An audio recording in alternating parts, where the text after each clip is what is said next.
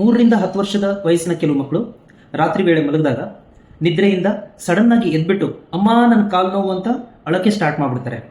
ಈ ಥರದ ಕಾಲು ನೋವನ್ನು ನಾವು ಗ್ರೋಯಿಂಗ್ ಪೇನ್ಸ್ ಅಂತ ಕರಿತೀವಿ. ಈ ಥರದ ಕಾಲು ನೋವು ರಾತ್ರಿ ವೇಳೆ ಮಾತ್ರ ಬರುತ್ತೆ. ಎರಡೂ ಕಾಲಲ್ಲೂ ಇರುತ್ತೆ.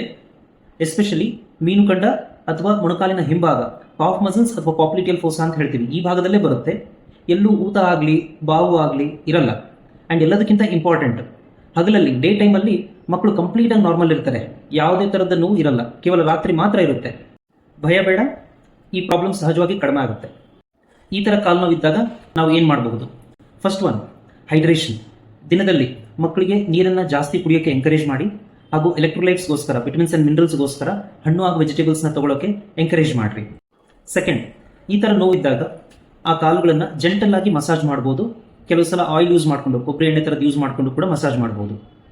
ಥರ್ಡ್, ಬಿಸಿ ನೀರಲ್ಲಿ ಒದ್ದೆ ಮಾಡಿರುವಂತಹ ಬಟ್ಟೆನ ತಗೊಂಡು ವಾರ್ಮ್ ಕಂಪ್ರೆಸಸ್ ಕೂಡ ಕೊಡಬಹುದು. Fourth, stretching exercises. ಬೆಳಗ್ಗೆ ಮತ್ತು ರಾತ್ರಿ ಮಲಗೋ ಮುಂಚೆ ಸ್ಟ್ರೆಚಿಂಗ್ ಎಕ್ಸಸೈಸ್ ಮಾಡೋದ್ರಿಂದ ರಾತ್ರಿ ವೇಳೆ ಈ ಥರದ್ದು ನೋವು ಬರೋದು ಕಡಿಮೆ ಆಗುತ್ತೆ. ಸ್ಟ್ರೆಚಿಂಗ್ ಎಕ್ಸಸೈಸಸ್ ಎಸ್ಪೆಷಲಿ ಹ್ಯಾಮ್ಸ್ಟ್ರಿಂಗ್ ಮಸಲ್ಸ್ಗೆ, ಥೈ ಮಸಲ್ಸ್ಗೆ ಹಾಗೂ ಕಾಫ್ ಮಸಲ್ಸ್ಗೆ. ಫಿಫ್ತ್ ಒನ್, ಕೆಲವು ಮಕ್ಕಳಲ್ಲಿ ಕ್ಯಾಲ್ಸಿಯಂ ಹಾಗೂ ವಿಟಮಿನ್ ಡಿ ಸಪ್ಲಿಮೆಂಟೇಷನ್ ಕೂಡ ಸಹಾಯ ಆಗಬಹುದು. ಈ ಥರ ಕಾಲು ನೋವಿದ್ದಾಗ ಯಾವ ಥರ ಲಕ್ಷಣಗಳಿದ್ದರೆ ನೀವು ವೈದ್ಯರನ್ನು ತುರ್ತಾಗಿ ಕಾಣಬೇಕು? ಫಸ್ಟ್ ಒನ್, ಹಗಲಲ್ಲೂ ಕೂಡ ಕಾಲು ನೋವು ಅಂತ ಇದ್ದರೆ. ಸೆಕೆಂಡ್, ಒಂದೇ ಕಾಲಿನಲ್ಲಿ ನೋವಿದ್ರೆ. ಥರ್ಡ್, ಕಾಲಿನ ಯಾವುದೋ ಭಾಗದಲ್ಲಿ ಊತ ಅಥವಾ ಬಾವು ಇದ್ದರೆ. ಫೋರ್ತ್, ಕೀಲುಗಳಲ್ಲಿ ತುಂಬ ನೋವಿದ್ದರೆ. ಫಿಫ್ತ್, ಮಗುವಿಗೆ ಜ್ವರ ಇದ್ದರೆ.